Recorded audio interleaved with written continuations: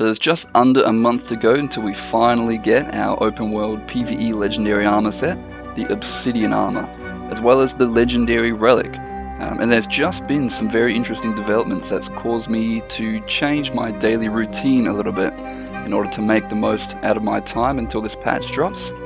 This is what I'm going to be doing over the next month and why, and by the end of this video you'll know how you can make the most out of what's going on regardless of your goals.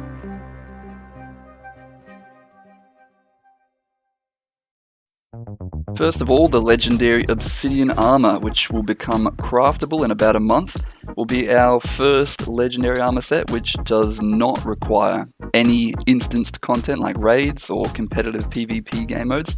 You'll be able to get this set entirely on your own and in the open world. Many people are going to be scrambling to make this armor, and there's some things that you can do now to prepare to make your own set, or if you're not making your own, profit off of everyone else who is. If you're making your own set, what you want to be doing now is building up all of the account bound or time gated items that it requires. Probably the most time gated part, if you haven't already got a bunch, is the provisioner tokens. These are a special currency that you need 50 of per piece of armor, so 300 total. And they can be obtained by trading a variety of items and materials each day at various vendors. I'll put a link for more info on provisioner tokens in the description since there's a bit to know about them. The 3 different tiers of Cryptus Essence as well are the other major part of the armor, which are account bound.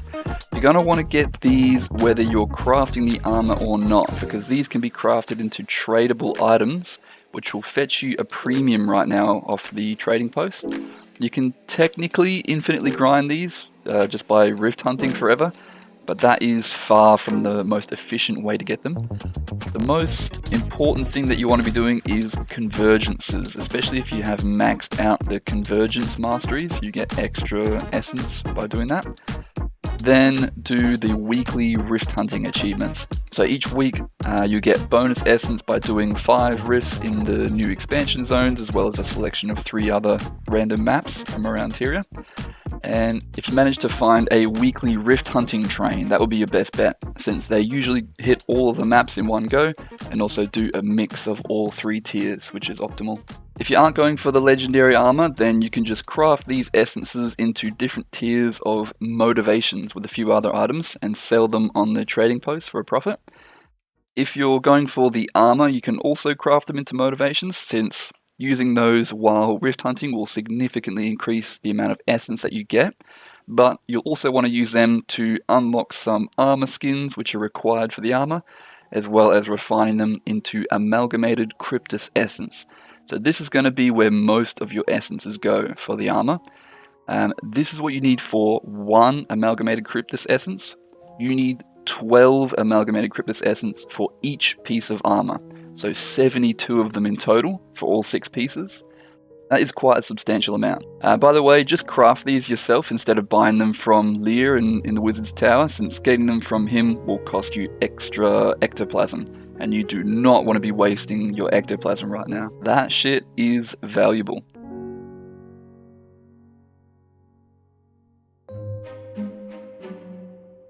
So, when the Secrets of the Obscure expansion first dropped, ArenaNet mentioned that anyone who had some legendary runes would get some sort of discount to craft the legendary Relic when it dropped.